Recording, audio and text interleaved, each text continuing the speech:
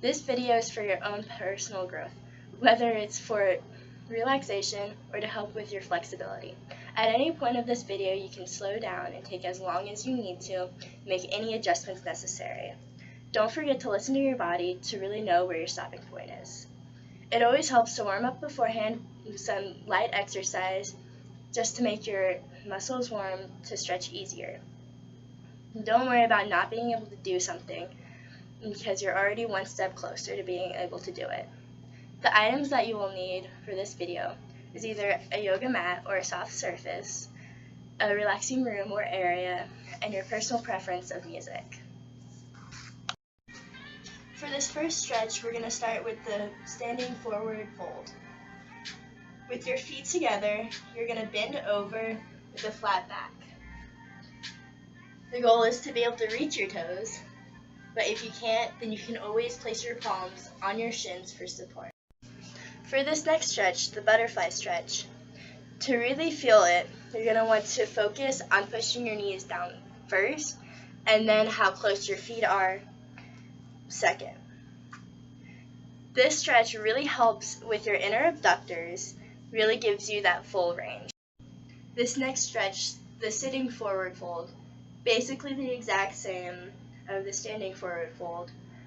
Again, with your feet together and a flat back, you're going to want to reach over for your toes.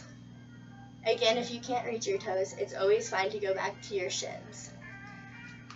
Also, if you can, it always helps to reach around the bottom of your feet to really pull. If you want to feel this more in your calves than your hamstrings, flex your toes and pull them up with your hands. You should really be able to feel this stretch. It really helps to bend your elbows with it. This next stretch is a low lunge. It's a little bit more complicated than the stretches before. You're really going to want to make sure that your front knee is stacked on top of your ankle. Otherwise, if you have too far ahead, then that can really hurt you more than help you. But for this stretch, with your knee above your ankle and your back leg straight out, your back knee on the ground, you're going to want to push your hips forward to feel it underneath your front leg and your hamstring and your back quad. If you want to feel it more in your back quad, you can take your back ankle and pull it up. Transitioning from a low lunge to a half split, you will take your front leg and fully extend it. Again, your back hip should be placed directly on top of your knee, and your back ankle should be directly behind you. For this position, you're going to want your foot flexed and to pull it. You should be sitting into it to really feel it underneath. From the half split to the pigeon pose, you're going to want to simply move your front foot across your body and sit into it. For this, your hips should be squared to the front.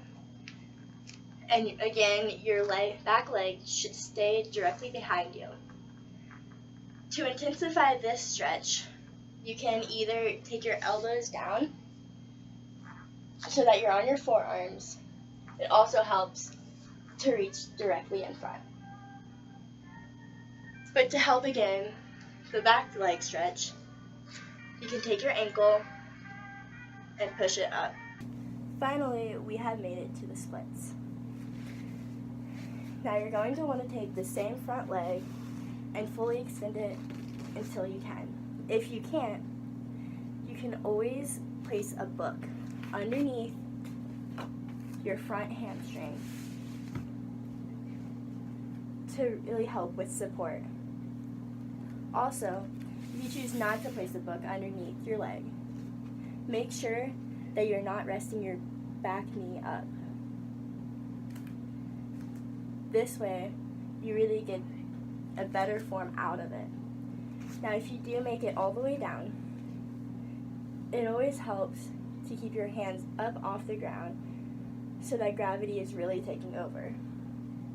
It also helps to take your chest forward over your front leg to feel it underneath. You can also, again, similar to pigeon, take your back heel and pull up. Again, you can really feel this in your back hamstring and quad.